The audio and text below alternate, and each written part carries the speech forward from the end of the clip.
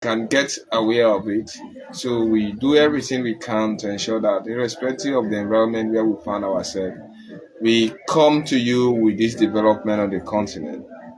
Do not mind the background because I am far away where I don't want to name, but it's in a very suburb of Africa and actually in Sierra Leone, just trying to give you what development is going on into Africa. First, today we have a very interesting news that eight agencies plead for exemptions to Niger sanction. Algeria suggests for 6 months transition to civilian rule. It's actually very pathetic. Of late, we have seen hard and also witnessed African leaders suggesting that they want to invade Niger, having said that they have actually maybe made some Prince, tell her but I lower that music. So let me load the music small. So they have suggested that they really want to ensure that they invade Niger. But invading Niger may propound certain problems into Africa. Like we have certain countries that are actually in West Africa that are a little bit what will affect with any type of decision that may happen in Niger, especially when it comes to military action. Because when you watch at Niger is centrally placed within West Africa, and having been a centrally placed country, and it shared neighbors with certain countries that already have maybe insurgent problem. Places like Nigeria. Nigeria is definitely not peaceful. Let all recall that Nigeria is actually calling for an invasion in Niger.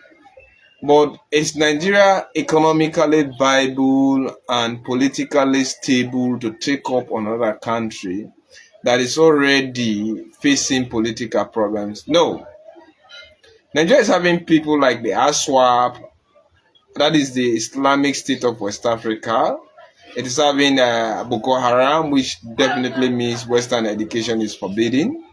Nigeria is having like the movement of for the emancipation of the Niger Delta.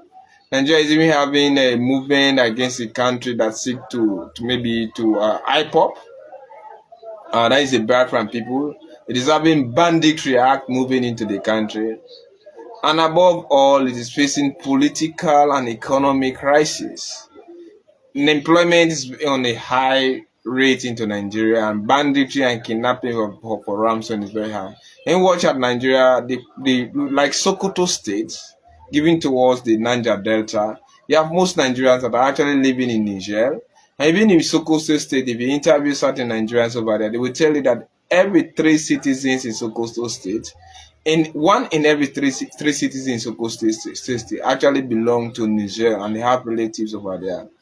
And most of those who are affected by the activities of Boko Haram in Sokoto State currently dwell in Niger, and they take Niger to be their normal area of living. So should Nigeria go and invade Niger, it is like putting the life of Nigerians into Niger at stake.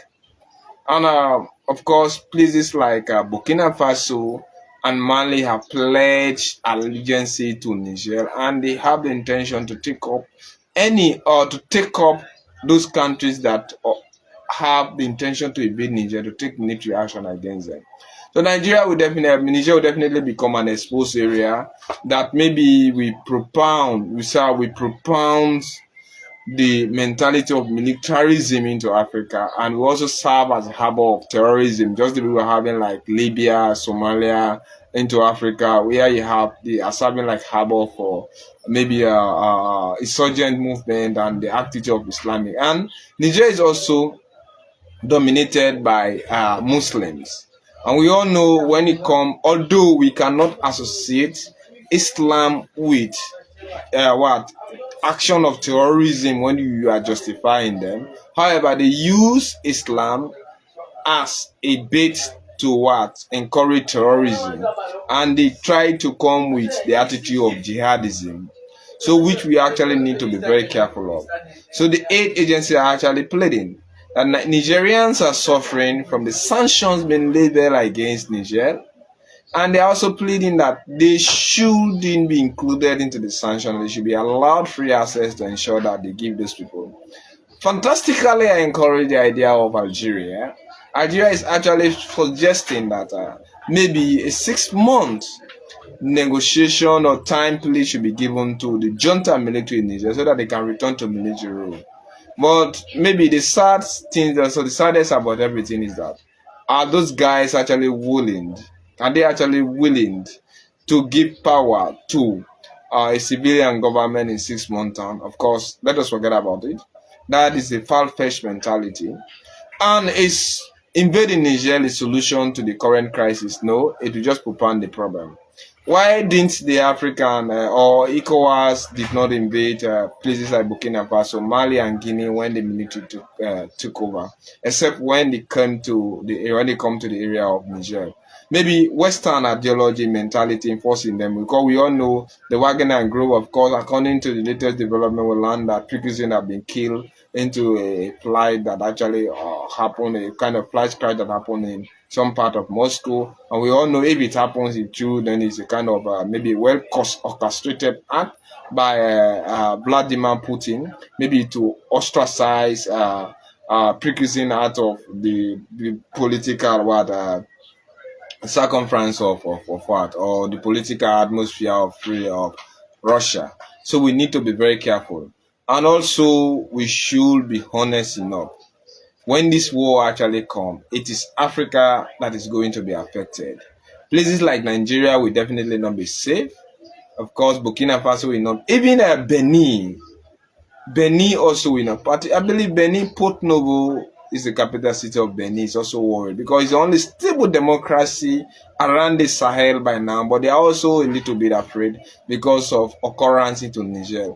So Nigeria, as a big brother Africa, should ethically be very thoughtful, wise enough to know what to do. And I can agree with the fact of Bola Ahmed Tinubu, Ashiraji Bola Ahmed Tinubu was once maybe detained by the former military dictator who is now dead by the name of Sani Abacha, and he has bitter taste for the military regime, and he's not actually comfortable with them. And even him, his election came into a very controversial, and we learned that maybe the opposition was canvassing and campaigning maybe for military solidarity to ensure that before his inauguration, which was actually slated for May the 25th, maybe they could have called for all our prosperity to the country that would have a seat or stirred the president-elect into power, but unfortunately things that I never came to pass. So I think African leaders need to be very careful, thoughtful, wise enough to see what to do. That is why. So let's see.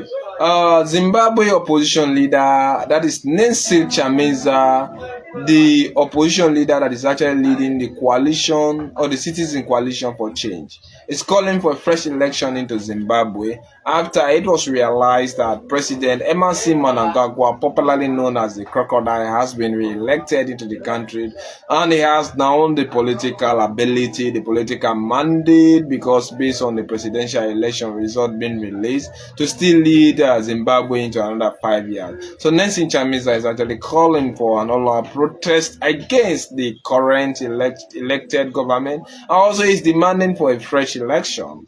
How will it be conducted? Very difficult. Unfortunately, maybe controversial regime that they're having, the Cyril Ramaphosa regime. I know the proximity of South Africa to Zimbabwe, that is one. And maybe thinking about how many Zimbabweans are actually living in South Africa. And should a political, maybe pandemonium should be encouraged into places like Zimbabwe. It is going to exacerbate the current maybe foreigner crisis into South Africa. So maybe the man Cyril Ramaphosa has actually moved, and Ugandan President Yoweri Museveni and other sub-region leaders have congratulated the president-elect Emerson Mnangagwa. However, the opposition leader Nelson Chamisa has denied, and before this time, unfortunately, we saw some of the civil society members and independent electoral commissioners, like the party agency, who assembled themselves into certain strategic places of the capital city, Harare, because Harare is actually belong to the Harare, the capital city of Zimbabwe, is actually an opposition stronghold. They are doing independent collating of the election result to see how they can be vected and announced without anything that may affect, maybe just to ensure that the Zimbabwe electoral commissioners result are being checkmate, to ensure that there is free and fair play. The government retaliated by maybe arresting these people, assembling them to the police, and some of them who were arrested, some people tell that they don't even know who actually made the arrest against their person. So a very sad event into Africa. Of course, by default, by norms, looking about the political culture into Zimbabwe, most of us thought we knew that maybe definitely Emerson Mnangagwa is going to be elected because of previous happening into the country. So it's a very sad event. We should also need to be careful, thoughtful, understanding, and we should be very careful how to handle the Zimbabwean election result, and maybe how to see that we can have a kind of free, fair, and transparent election into the country. Nancy Chamisa is definitely calling for a fresh election into the country, but I think that is definitely not going to be achieved, and he should also be very, very careful because Emerson Mnangagwa is very unpredictable, and he's leading a kind of what Zimbabwean government, maybe that have a lot of poisonous people among them who are capable to doing everything for power. We have seen Grace Mugabe ostracized out of power, and we have seen key figures, two people who are political sympathizers of the Robert Gabriel Mugabe regime after they fell in love with everything. They have now actually left Zimbabwe. So the conduct of that election is actually sad, and it's very, very, very kind of event that we need to focus ourselves on it. So let's see. We come into Nigeria. Police in Nigeria arrest at gay event in Nigeria. Police. It's, what sometimes normally maybe give me uneasy thoughts. I start to wonder: are we actually living as Africans? Why are we importing other people's culture? Is gayism and lesbianism part of African culture?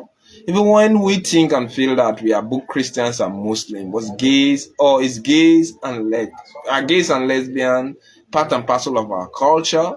We all know about maybe the destruction of Sodom and Gomorrah because of gays, the activities of gays and lesbians. In Nigeria, police have resorted to the arresting of certain people in the Sokoto state because of their conducting an alleged activity of gays and lesbians inside the strong Muslim state like that. What they are saying, it was kind of modeling affairs. They went there, they dressed into the robe of females to ensure that they conduct the successful. All these things are carefully planned or orchestrated acts to ensure that there's a beat that attitude of gays and lesbians. And our African leaders are sitting quietly. This is not definitely part of our culture. It's not part of our tradition. These have never been part of our custom. We should not come and import what does not belong to us into an African culture. We end up to endanger our population. I think as a freelancer, I think as an African, gays and lesbians are not part and parcel of our culture. We cannot afford our mentality, our culture, our tradition to be westernized. Those leaders who think and feel that gays and lesbians should be part and parcel of Africa are actually living out of reality. And the Nigerian police have resorted to arresting them. And look at what, of course, I don't support the mentality, the draconian mentality of Yoweri Museveni of Uganda. I agree when it comes to political affairs. Because he wants to think and feel, or he thinks and feel that it is only he, without him, there is no Uganda. However, his stringent, robust, and realistic action against any institution that supports gays and lesbian activity is perfect. It's fantastic. It's unequivocally clear. So why should we condemn his attitude? Africans, we should actually stand for our culture, our tradition, ourselves. Any nation that does not have a culture and a tradition has lost its taste. It is normally put into a Kisi proverb like this: and a man who goes against his own people is a man alone, and a man alone is a fool. Anybody who thinks and feels that Africa should be invaded, especially with the attitude of gays and lesbians, is a man alone. And a man alone has gone against his own people. He's termed as a fool. So we need to be very careful, and Nigeria has resorted to doing that. And we are going to see what could be the repercussion. Of course, I listened to Bobby Wine, who is an opposition leader, a vibrant person. But what strikes my mentality is that maybe Yoweri Museveni has signed unscrupulous maybe bills with the World Bank to ensure that he cater away with some millions of dollars from Uganda, since they are directly benefiting. I don't know. I cannot conclude about that. I agree that some leaders do such thing like that. But if the World Bank or IMF are prosecuting Uganda because Yoweri Museveni has decided not to support the activities of gays and lesbians, I don't actually expect Bobby Wine to support IMF on that. Because if you are coming into a country as an opposition leader wanting to sanitize the country and also protect its culture, its tradition, and makes the people to be unique, I don't expect you as a person, as a journalist, as an independent African, as somebody who is culturally oriented and morally qualified to actually support the attitudes of gays and lesbians of Africa. I think that's a well bastardized. It will bastardize our culture. It's going to relegate us. It's going to make us seem as if we do not belong to a unified society. So let's stand as African. Let's be unique. Let's be good into our own culture, and let's stand for what we are. So let's come to the fourth story. Gabon opposition claimed victory into the presidential poll. Unfortunately, presidential elections are about to actually be released for Gabon. Very controversial election. Ali Bongo is, after succeeding his father, is actually contesting for another presidential poll into Gabon when he is 59 and he's suffering from stroke. He doesn't work perfectly, and we all know but you watch at places like Gabon. Why should you need a man like Ali Bongo to still continue leading the country? In fact, everything that Gabonese have known about presidential post into Gabon is people like the Bongo family. So people are saying that the Bongo family do not own the Bongo. Gabon is not the property of the Bongo family. Why should just be one leader leading the country? They're definitely calling. And the opposition leader is saying that Ali Bongo has lost the election. They are calling for victory. The synergy about this thing is that the opposition, the Gabonese Electoral Commission, has remained silent. And that is actually uncommon. It is unusual. It is a weird mentality. It is so striking. It is so stunning, and people are just watching. If the opposition is coming out to claim victory publicly, why is the Gabonese National Electoral Commission saying nothing? Why is it saying nothing? Why can't they come out to clarify this particular situation, to let us know who actually won the Gabonese national election? And the Electoral Commission has actually, man 59 has moved to declare himself winner. But the synergy about it is that, one, they changed the system of election. Some of the changes made to the election were, one is that if you want to elect a member of parliament, and that member of parliament should actually come from the same political party as the presidential candidate.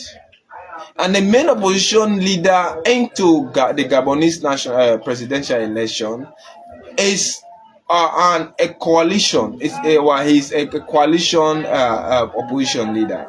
It means that I could support him as the presidential candidate, but I may not support his political party for an MP coming from a particular constituency. But if only I want him to become, or that of my MP vote to be valid, at the end of the day, I should support the president and his political party.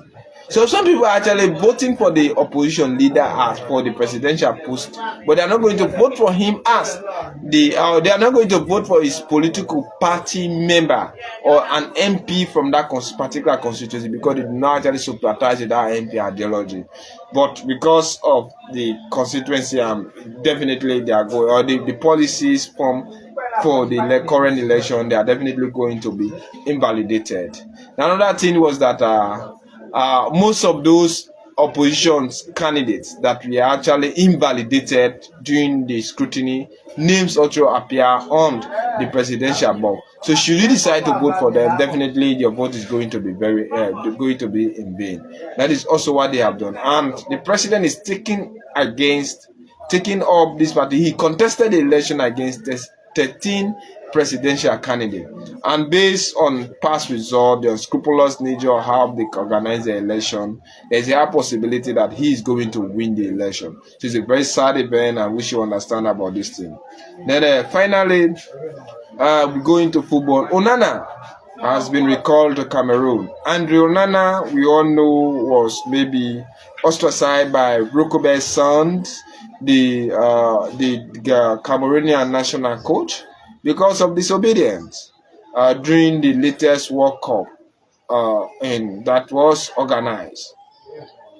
And we understood that he refused instruction from his national coach. Of course, Andre Onana was definitely a defensive midfielder. He's a Cameroon #1 goalkeeper.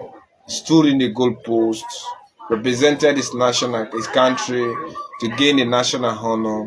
Unfortunately, he was found to be maybe moving too forward into the midfield or even out of his 18-yard box. His coach decided maybe to reprimand him and ask him to actually do a perfect goalkeeping mentality, and his policy around goalkeeping should be kind of the one that is solidified. He refused the advice or the pieces of advice of the coach, and he got Rokobe's son aggravated, and he ended up to ostracize him from the team and even deported him while the World Cup was still going on. But the issue has been resolved. Maybe he's now a Premier League player, but taking care of the goalposts of the great Manchester United. But don't forget that I'm a Chelsea fan. I know that Manchester United may definitely not do anything better based on my own sport affiliation with Chelsea, but they're a very good club when it comes to maybe independent analysis. Of course, they are very popular, and I think because of his transfer to Manchester United and being taking care of the goalpost of Manchester United, and they expected to contest for the Champions League trophy. You talk about probably UEFA if they are relegated to UEFA. If probably they are relegated to UEFA, they have the contest of the Carabao Cup, FA Cup, and above all the Premier League has actually been recalled. Maybe which will serve as a motivation for the United fans, and above all, to give him a very good cup. And I think Africans, including Liberia, Sierra Leone, Guinea, all West Africa should definitely find a suitable solution to see how they can end the Nigerian crisis without any foreign invasion. Thank you very much. It's been me, Amara, focus on Liberia, West African correspondent, coming to you with the latest development on the continent from some parts of Freetown. Thank you. Good night.